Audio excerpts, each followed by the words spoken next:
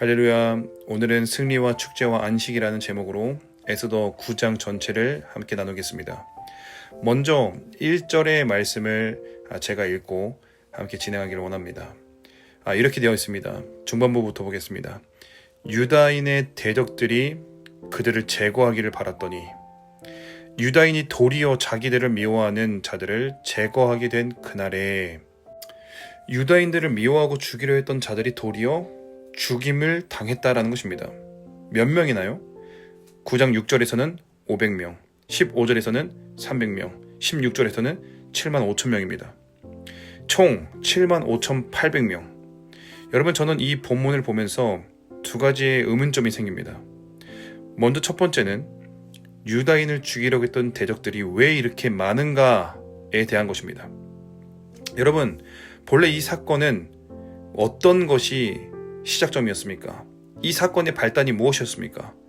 모르드게가 하만에게 절하지 않자 하만의 개인적인 복수심에서 시작된 거 아닙니까?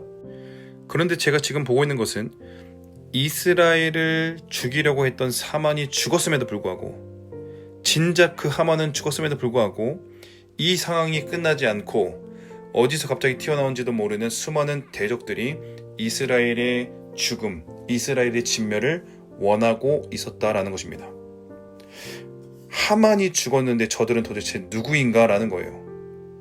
두 번째로, 여러분, 첫 번째 조서가 내려졌을 때 왕이 에스더에게 무엇을 해주기를 원하느냐라고 물었을 때 에스더가 무엇이라고 대답했습니까? 우리 민족을 살려주십시오 라는 요청으로 대답했습니다. 여러분, 이것은 저들을 죽여주십시오 라는 요청이 아닙니다. 그런데 오늘 본문에서 갑자기 하루에 500명이 죽어나가고요, 우리 민족을 살려달라고 했던 그 에스더의 요청이 바뀝니다. 어떻게 바뀌어요? 더 많은 대적들을 진멸할 수 있도록 하루를 더 주십시오 라고 그 요청이 바뀌는 거예요. 왜 이렇게 극단적으로 바뀌었는가? 에스더의 스탠스가 이게 아니었는데 왜 이렇게 바뀌었는가? 이런 물음이 제 안에 있었습니다. 그리고 이런 물음에 대해서 오늘의 본문을 묵상하기 시작했을 때 이것이 바로 오늘 본문을 해석하는 아주 중요한 키가 된다는 것을 알게 되었습니다. 여러분, 먼저 첫 번째 조서의 특징이 무엇입니까? 그것은 한번 선포된 조서는 결코 취소할 수 없다는 것입니다. 에스더 8장 8절입니다. 왕의 이름을 쓰고 왕의 반지로 인친 조서는 누구든지 처리할 수 없음이더라. 자, 그래서 에스더가 왕에게 우리의 민족을 구해달라라는 요청을 했을 때 이 요청은 단순히 첫 번째 조서를 취소한다라는 내용으로 조서가 만들어질 수는 없었다라는 것입니다. 대신 두 번째 조서는 한 가지 성격을 띠게 되는데, 그게 뭐냐면 대응 조서의 성격을 띠게 되는 거예요. 이 대응 조서의 내용이 바로 에스더 8장 11절에 나옵니다. 11절입니다. 조서에는 왕이 여러 고을에 있는 유다인에게 허락하여 그들이 함께 모여 스스로 생명을 보호하여. 왜 함께 모여 생명을 보호하라고 말합니까? 죽이라고 했던 첫 번째 조서 취소야 이게 안 된다는 거예요. 그것도 여전히 존재하지만 그것을 대응할 수 있는 조서를 내리는데, 그게 무엇입니까? 각 지방의 백성 중 세력을 가지고 그들을 치려고 하는 자들과 그들의 처자를 죽이고 도륙하고 진멸하고 그 재산을 탈취하게 하되.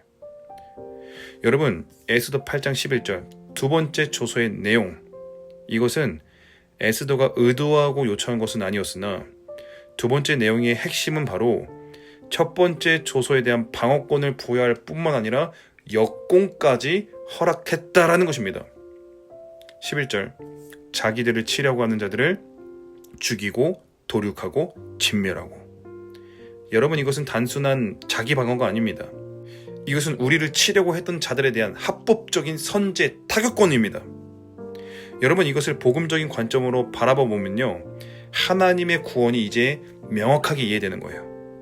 여러분, 하나님이 우리를 구원하셨다라는 것은 그냥 천국 간다, 이제 너무나도 평화로운 천국으로 안전하게 그곳으로 들어간다, 이 정도의 수준이 아닙니다. 우리가 구원을 이야기할 때 우리는 우리를 치려고 했던 자들, 우리를 억압하고 우리를 포로 삼았고 우리에게 질병과 가난과 저주를 주었던 자들을 빼놓고 구원을 이야기할 수는 없는 것입니다. 우리의 구원은 그들로부터의 구원인데 이 구원이 뭐라고요?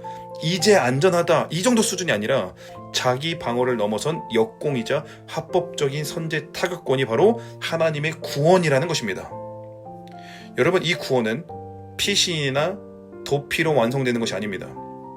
대적의 머리를 깨 부술 때 완성되는 것입니다. 하만이 죽었지만 하만에게는 10명의 아들들이 남아 있었습니다. 하만이 죽었지만 이스라엘을 죽이기 위해서 각 지방과 처소에 퍼져 있었던 75,800명의 대적들이 여전히 건재 있습니다. 여러분, 우리의 구원은 언제 완성됩니까? 우리의 구원은 어떻게 완성되는 것입니까? 대적의 머리를 부수고 그들을 진멸할 때 우리의 구원이 완성되는 것입니다. 여러분, 그렇습니다. 에스더는 영광스러운 책이에요. 우리의 승리와 구원의 이야기를 말하고 있습니다. 우리의 최후 승리에 대해서, 우리의 영광스러운 대전투에 대해서, 그리고 예수님의 재림과 최종적인 승리에 대해서 우리에게 말씀하고 있는 책이라는 것입니다. 여러분, 생각해 보십시다. 예수님의 십자가로 사단은 패망했습니다. 사단은 무장 해제된 것입니다. 골로새서 2장 15절에 통치자들과 권세들을 무력화하여 드러내어 구경거리로 삼으시고 십자가로 그들을 이기셨느니라 말씀하십니다.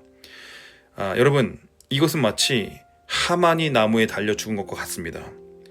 자, 그러나 오늘 본문에서 하만이 죽었음에도 불구하고 여전히 이스라엘의 대적들과 하만의 아들들이 건져있던 것처럼 사단이 무장 해제당했음에도 이 땅에서는 사단의 지시를 받는 악한 영들과 그 졸개들과 귀신들의 역사가 여전히 있다는 것입니다.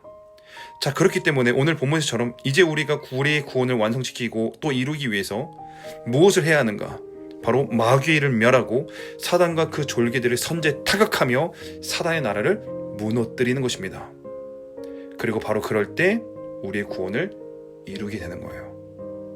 여러분, 이 전쟁은 승리가 예견된 싸움입니다. 우리의 이 싸움은 우리가 이미 승리한 싸움입니다. 여러분, 우리가 구원을 이루어가는 이 여정, 우리의 삶은요, 마치 오늘 본문 마지막에서 묘사하고 있는 것처럼 큰 기쁨과 축제와 즐거움인 것입니다. 여러분, 마지막 때는 하나님의 영광이 넘치게 될 것입니다. 여러분들은 종말에 대해서, 마지막 때에 대해서, 마지막에 있을 영적인 대전투에 대해서 어떻게 생각하고 알고 계십니까? 어둡고 패배적이고 부정적이고 고통스러운 시간들로 인식되지는 않습니까? 악이 만연하고 사단이 더욱 활개칠 것이고 세상은 더욱더 악해질 것 같은, 여러분, 물론 성경에서 그런 것들을 예언하고 있는 본문들도 있지만 여러분, 그것은 사단의 어떠함을 이야기하고 있는 것 뿐이지 우리의 어떠함을 이야기하고 있는 것은 아닙니다. 여러분, 성경이 증언하시는 바 우리의 마지막 때의 모습은 찬란한 빛 그 자체입니다. 어둠이 짙을 때 빛은 더욱더 찬란하게 빛나는 것처럼 이 마지막 때에 우리가 경험하게 될 하나님의 영광은 그전과는 비교할 수 없는 것입니다. 여러분, 패배주의, 두려움, 걱정, 염려, 이것은 마지막 때에 대한 우리의 느낌일 뿐입니다. 이것은 진리가 아닙니다. 오히려 진리는 우리의 승리를 증언하고 있습니다. 오히려 진리는 온 땅이 하나님의 영광을 보게 될 것이라고 예언하고 있습니다. 그리고 그때, 이 마지막 때에, 이 마지막 대영적 전투의 때에 우리는 승리의 주역으로서 사단을 진멸하게 될 것이며, 그러므로 말미암아 축제와 즐거움과 기쁨을 날마다 경험하게 되는 것이 바로 우리의 마지막 때의 삶이라는 것입니다.